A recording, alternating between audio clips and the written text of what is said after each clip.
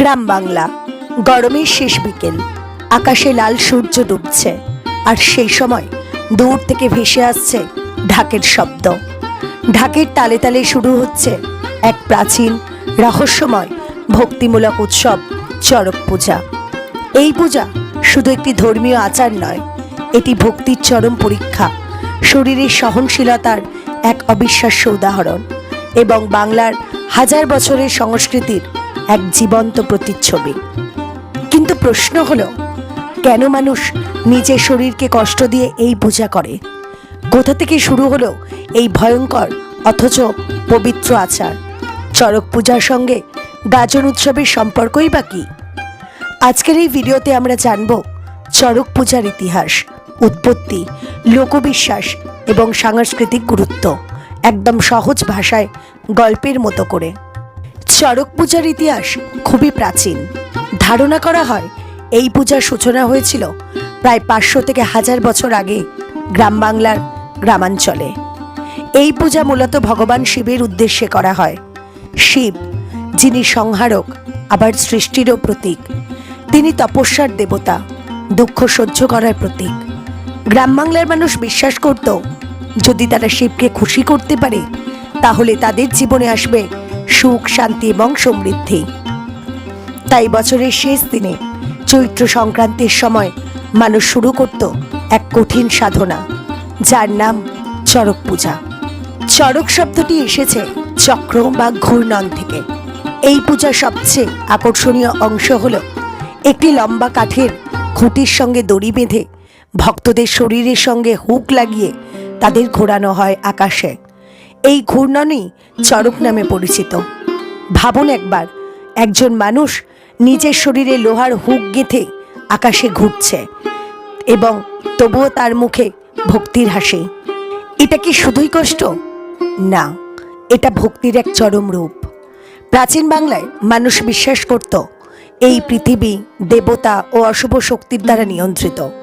যদি দেবতাদের সন্তুষ্ট করা যায় তবে দুর্ভিক্ষ, রোগ, বিপদ সব দূর হবে। তাই তারা নানান ধরনের কঠিন আচার পালন করত, যার মধ্যে সবচেয়ে কঠিন ছিল চড়ক পূজা। বিশ্বাস করা হতো শরীরের কষ্ট মানে পাপের প্রায়শ্চিত্ত করা, আর ত্যাগ মানে ঈশ্বরের আশীর্বাদ লাভ করা। অনেকেই মানত করত, যদি আমার ইচ্ছা পূরণ হয় আমি চড়ক পূজা করব, আর সেই মানত পূরণ করতেই তারা নিজের শরীরকে কষ্ট দিত। একটা সময় ছিল যখন গ্রাম বাংলায় চিকিৎসা ব্যবস্থা খুব উন্নত ছিল না। রোগ, দুর্ভিক্ষ, প্রাকৃতিক বিপর্যয় ছিল নিত্য সঙ্গী। মানুষ তখন ভরসা রাখত দেবতার উপর। তারা ভাবত, শিব যদি খুশি হন সব সমস্যার সমাধান হবে। এই বিশ্বাস থেকে জন্ম নেয় চড়ক পূজার মতো কঠিন আচার। চড়ক পূজা শুধু পুজো নয়, এটি ছিল সামাজিক উৎসব, গ্রামের মানুষের মিলন মেলা, আনন্দ ও ভক্তির একসাথে প্রকাশ। এই দিনে গ্রামে মেলা বসত, গান, নাচ, পালা হতো, সবাই একসাথে আনন্দ করত, অর্থাৎ কষ্টের মধ্যেও ছিল আনন্দ।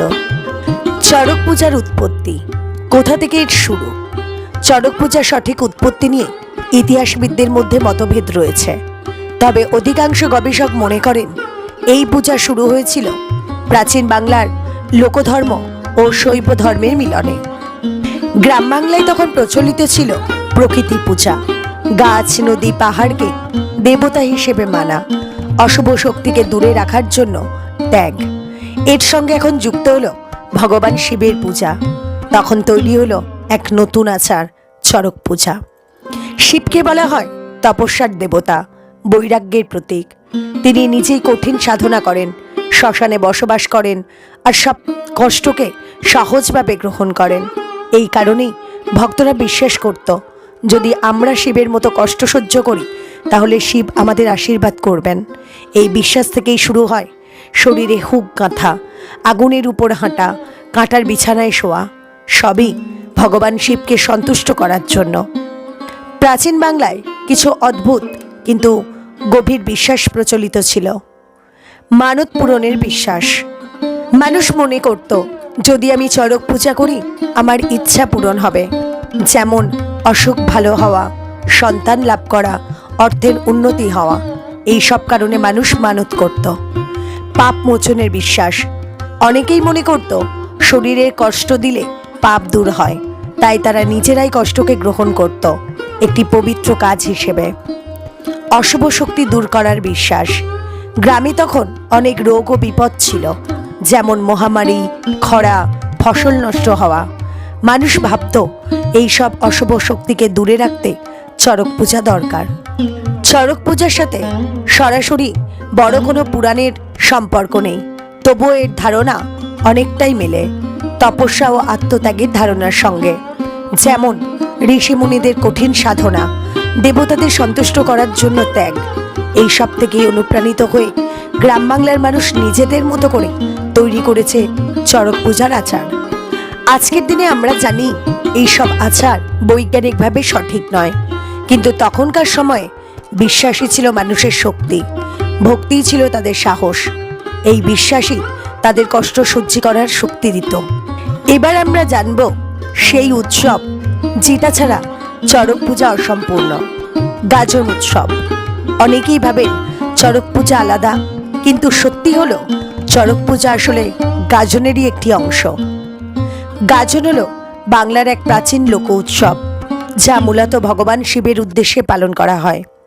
এই উৎসবটি পালিত হয় চৈত্র মাসের শেষ কয়েকদিন ধরে।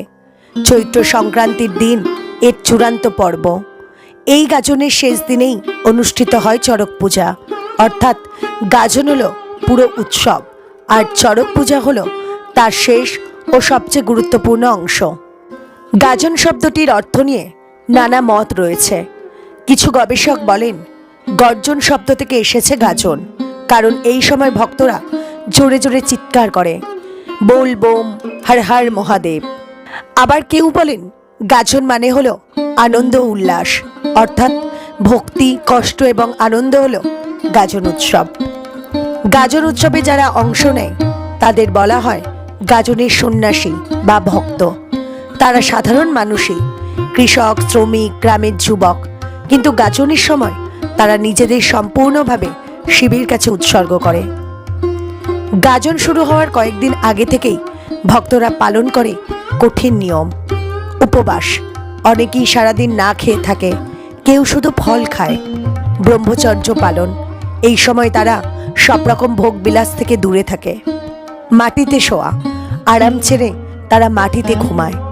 শিবের নাম জপ, সারাদিন হর হর মহাদেব জপ করে। এই সবই নিজেদের মন ও শরীরকে প্রস্তুত করার জন্য। গাজন উৎসবে অনেক রকম আচার অনুষ্ঠান দেখা যায়, যেমন আগুনের উপর হাঁটা। ভক্তরা খালি পায়ে জ্বলন্ত আগুনের উপর দিয়ে হাঁটে। বিশ্বাস করা হয় এতে পাপ দূর হয়। কাঁটার বিছানায় শোয়া, শরীরের কষ্ট সহ্য করে তারা ভক্তি প্রকাশ করে। শরীরে সূচ বা হুক ফোটানো, এটা চড়ক পূজার প্রস্তুতি। নাচ ও গান, গাজনের গান, ঢাক, নাচ সব মিলিয়ে উৎসবের রূপ পায়। গাজনের শেষ দিন চৈত্র সংক্রান্তি, এই দিনেই অনুষ্ঠিত হয় চড়ক পূজা। একটি লম্বা কাঠের খুঁটি, যাকে বলা হয় চড়ক গাছ, তার সঙ্গে দড়ি বেঁধে ভক্তদের শরীরে হুক লাগিয়ে আকাশে ঘোরানো হয়। এই দৃশ্য ভয়ঙ্কর আবার ভক্তিময়, কষ্টের আবার আনন্দের। গ্রামের মাঠে হাজার হাজার মানুষ, ঢাকের তালে তালে নাচছে সবাই, চারিদিকে ধূপের গন্ধ। একজন ভক্ত, তার শরীরে হুক গাঁথা, সে আকাশে ঘুরছে, কিন্তু তার মুখে কোনো কষ্ট নেই, বরং আছে এক অদ্ভুত শান্তি। সে চিৎকার করে বলছে হর হর মহাদেব।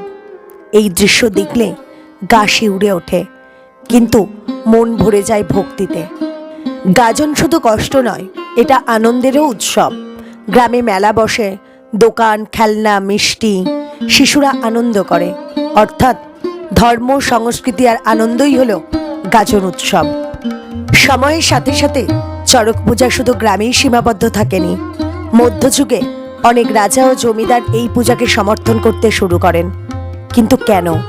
কারণ এতে মানুষের মধ্যে ঐক্য তৈরি হতো, সমাজে ধর্মীয় আবেগ বাড়ত এবং শাসকদের প্রতি মানুষের আস্থা বৃদ্ধি পেত। অনেক জায়গায় জমিদাররা নিজেরাই চড়ক পূজার আয়োজন করতেন, বড় বড় মেলা বসাতেন, ভক্তদের জন্য খাবার ও সাহায্যের ব্যবস্থা করতেন। ফলে এই উৎসব আরও জনপ্রিয় হয়ে ওঠে। মুঘল আমলেও চড়ক পূজা বাংলায় চালু ছিল। যদিও এটি ছিল হিন্দু ধর্মীয় উৎসব, তবুও অনেক ক্ষেত্রে অন্যান্য সম্প্রদায়ের মানুষও এই উৎসবে অংশ নিত। এতে বোঝা যায় এই উৎসব শুধু ধর্ম নয়, এটি ছিল বাংলার সামগ্রিক সংস্কৃতির অংশ। এবার আসি সবচেয়ে গুরুত্বপূর্ণ সময়ে, ব্রিটিশ আমল। যখন ইংরেজরা ভারত শাসন শুরু করে, তখন তারাই এই চড়ক পূজা দেখে অবাক হয়ে যায়, কারণ তারা এই ধরনের কষ্টকর আচারকে অমানবিক বলে মনে করত। 1800 ও 1900 শতকে ব্রিটিশ সরকার চড়ক পূজার কিছু আচার বন্ধ করার চেষ্টা করে, বিশেষ করে শরীরে হুক গেঁথে ঝোলানো রক্তপাতের আচার। এই সবকে তারা নিষিদ্ধ করতে চেয়েছিল। এই সময় থেকেই চড়ক পূজার রূপ ধীরে ধীরে বদলাতে শুরু করে। অনেক জায়গায় আসল হুকের বদলে প্রতীকী আচার চালু করা হয়, নিরাপত্তার দিকে বেশি গুরুত্ব দেওয়া হয়, কষ্টের মাত্রা কিছুটা কমানো হয়। আজকের দিনে চড়ক পূজা আগের মতো ভয়ঙ্কর না হলেও তার ভক্তি ও ঐতিহ্য এখনও অটুট। বর্তমানে অনেক জায়গায় প্রতীকীভাবে চড়ক করা হয়, মেলা ও সাংস্কৃতিক অনুষ্ঠান বেশি গুরুত্ব পায়। আজকের আধুনিক যুগে অনেক পুরনো ঐতিহ্য হারিয়ে যাচ্ছে, কিন্তু চড়ক পূজা এখনও টিকে আছে, কারণ মানুষ এটাকে ভালোবাসে, এটাকে নিজের পরিচয়ের অংশ মনে করে। এই পূজা নতুন প্রজন্মকে শেখায় তাদের শিকড় সম্পর্কে, বাংলার ঐতিহ্যকে বাঁচিয়ে রাখে। সবশেষে বলবো, চড়ক পূজা শুধু একটি উৎসব নয়, এটি ভক্তির প্রতীক, এটি সাহসের প্রতীক, এটি বাংলার আত্মার প্রতীক। সময় বদলাবে, মানুষ বদলাবে, কিন্তু এই ঐতিহ্য কখনো হারিয়ে যাবে না। ভিডিওটি যদি আপনাদের ভালো লেগে থাকে, তাহলে ভিডিওটিতে একটি লাইক করবেন, আপনার মতামত কমেন্ট করে জানাবেন এবং আমাদের চ্যানেলটি সাবস্ক্রাইব করে পাশে থাকা বেল আইকনটি প্রেস করতে ভুলবেন না, কারণ আমরা নিয়ে আসি এমনই রহস্যময়, ঐতিহাসিক ও জ্ঞানবর্ধক ভিডিও। আপনি কি কখনো চড়ক পূজা সামনে থেকে দেখেছেন? এই পূজা সম্পর্কে আপনার মতামত কি? কমেন্টে অবশ্যই জানাবেন। ধন্যবাদ।